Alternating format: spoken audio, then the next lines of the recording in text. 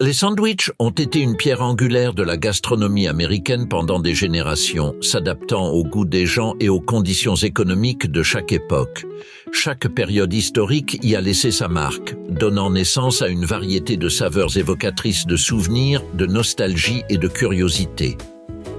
Dans ce voyage, nous explorerons 25 sandwichs emblématiques du passé qui, encore aujourd'hui, éveillent l'intérêt et la mémoire de ceux qui les ont un jour dégustés. Sandwich de spam frit. Pendant les temps difficiles de la Seconde Guerre mondiale, quand les protéines fraîches étaient rares, le sandwich de spam frit est né comme solution pratique et populaire dans de nombreux foyers américains. Le spam, produit de viande en conserve introduit en 1937, était accessible, durable et ne nécessitait pas de réfrigération, ce qui en faisait un choix idéal pour les familles en temps de guerre. Ce sandwich classique se composait de tranches de spam dorées à la poêle, garnies de fromage, moutarde ou mayonnaise, le tout entre deux tranches de pain grillé. Simple mais satisfaisant, il incarnait l'esprit travailleur et résilient de cette époque. Après la guerre, alors que la viande fraîche redevenait disponible, le spam perdit de son importance, bien que de nombreuses versions modernes continuent aujourd'hui de célébrer ce sandwich rétro devenu symbole nostalgique.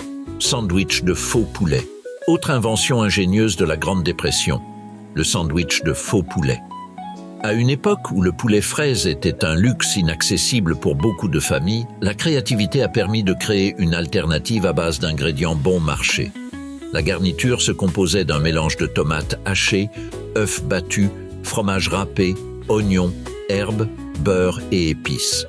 Après cuisson, on le plaçait entre deux tranches de pain pour obtenir un sandwich savoureux et économique. Bien que brillant pour les temps difficiles, avec l'amélioration des conditions économiques et le retour du poulet dans les foyers, ce sandwich demeure un tendre souvenir de la créativité culinaire américaine d'antan, Sloppy Joe. Le fameux Sloppy Joe est un autre classique marquant. Il s'agit d'un sandwich garni de viande hachée, cuite avec oignons, sauce tomate ou ketchup, sauce Worcestershire et autres épices, servi dans un petit pain hamburger. Son origine fait l'objet de débats. Certains l'attribuent à un bar à la Havane en 1917, d'autres à Sioux City, Iowa, dans les années 30. Dès les années 1940, il était largement connu aux États-Unis. Le Sloppy Joe reflète l'évolution du goût culinaire du milieu du XXe siècle, offrant une saveur réconfortante, maison et adaptable, qui perdure aujourd'hui dans de nombreuses cuisines. Sandwich beurre de cacahuètes et mayonnaise. Dans les années 1920, naît l'un des sandwichs les plus surprenants de l'histoire culinaire américaine, le sandwich beurre de cacahuètes et mayonnaise. Selon une histoire répandue, il aurait été inventé en 1929 lors d'une grève des tramways, comme repas économique et énergétique. Pendant les années difficiles de la Grande Dépression, il gagne en popularité, beaucoup de parents le préparant pour leurs enfants comme petit déjeuner ou repas scolaire. La combinaison, bien que bizarre à première vue, était étonnamment délicieuse. La douceur du beurre de cacahuète s'équilibrait avec l'acidité crémeuse de la mayonnaise, créant un mélange de saveurs qui a conquis plus d'un.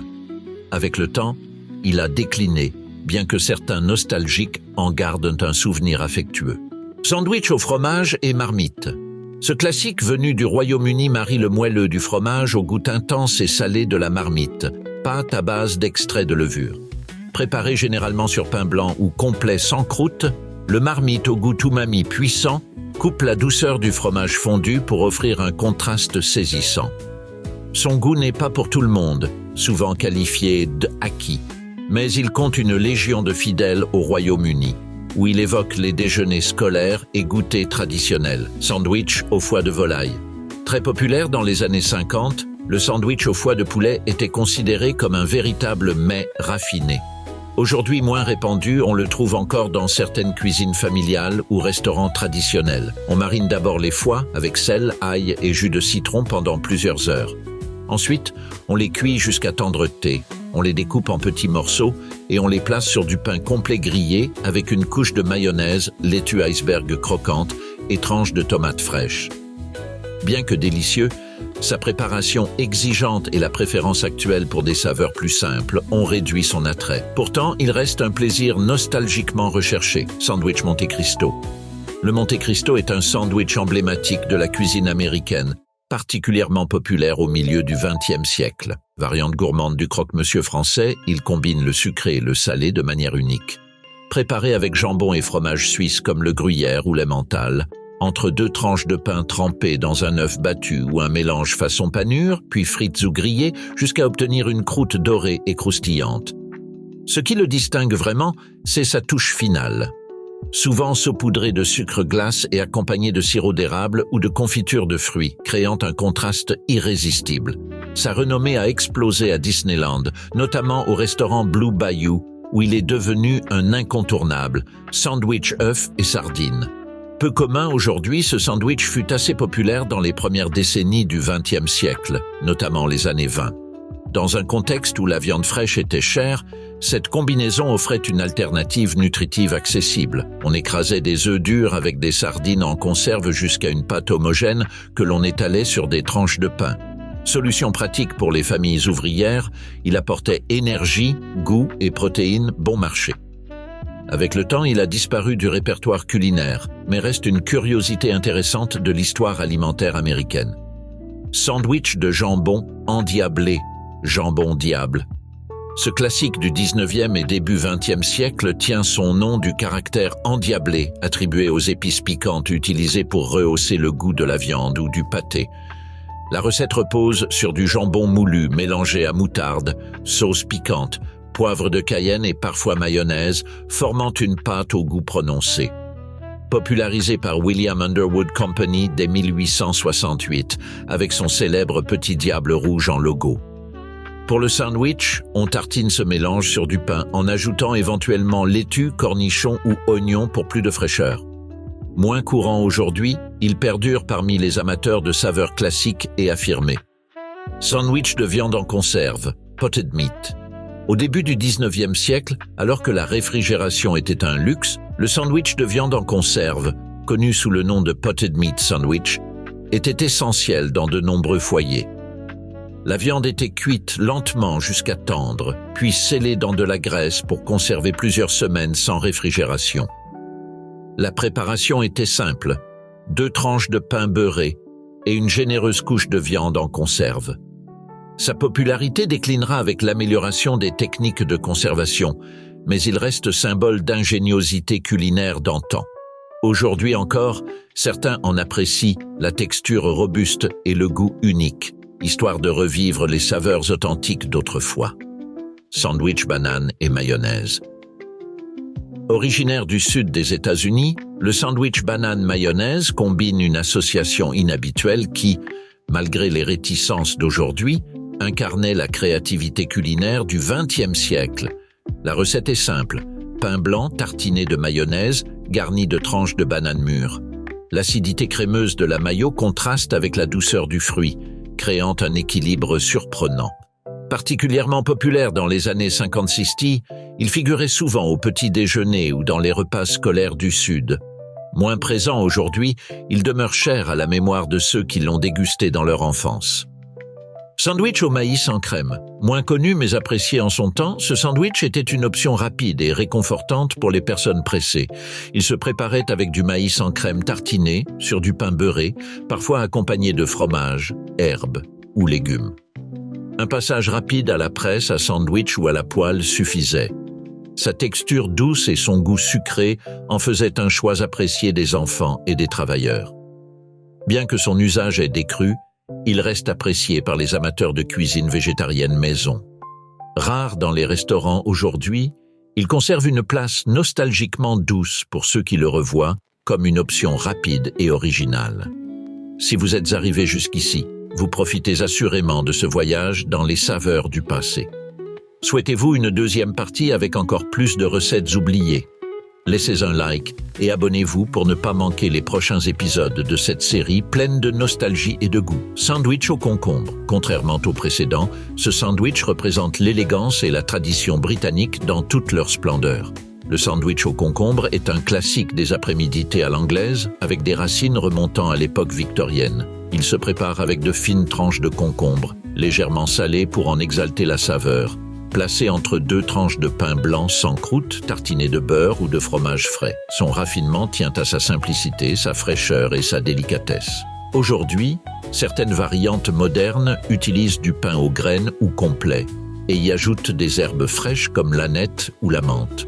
Mais l'essence reste inchangée, une bouchée légère et rafraîchissante, parfaite pour une pause raffinée. Sandwich à la langue.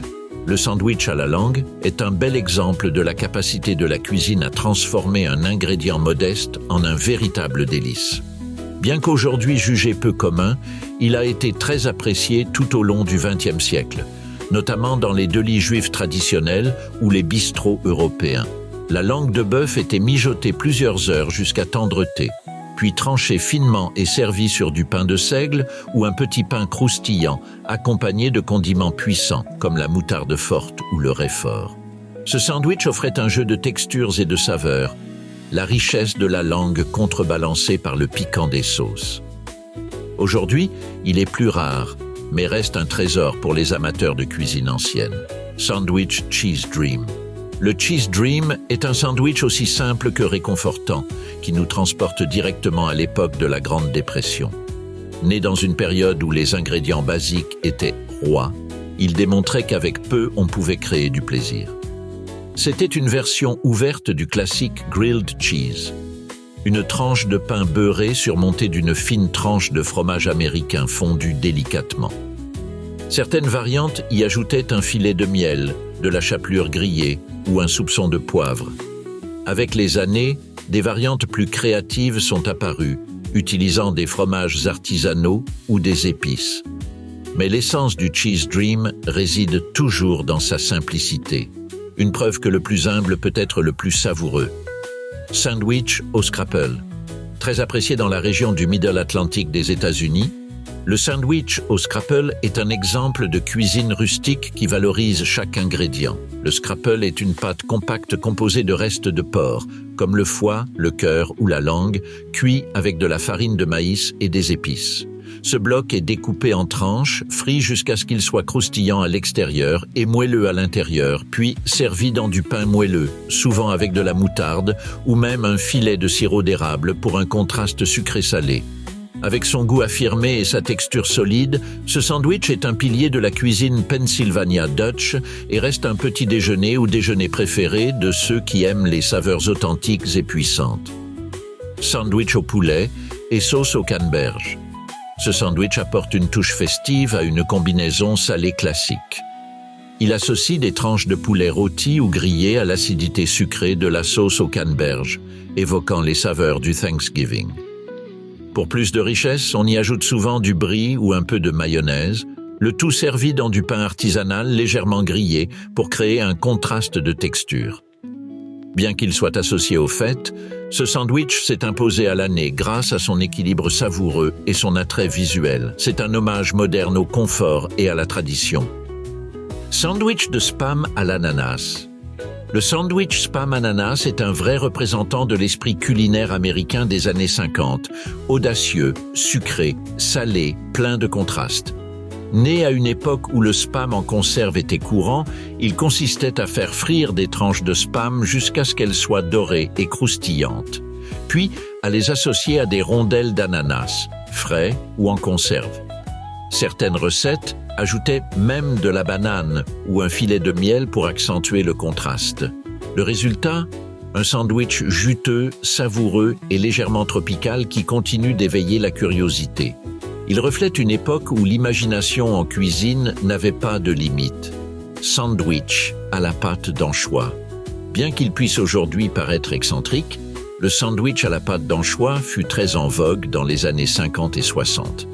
Il apparaît même dans la culture pop de l'époque, comme dans la nouvelle de James Bond, For Your Eyes Only, où un personnage déguste un patum peperium, alias Gentleman's Relish, une pâte britannique à base d'anchois. La recette, bien que plus élaborée, restait accessible.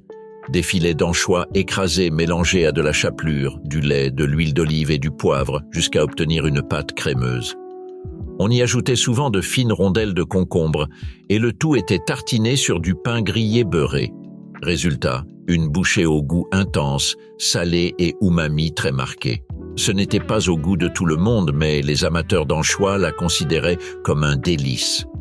Aujourd'hui oubliée, elle reste un exemple fascinant du passé culinaire. Sandwich bacon et beurre de cacahuète.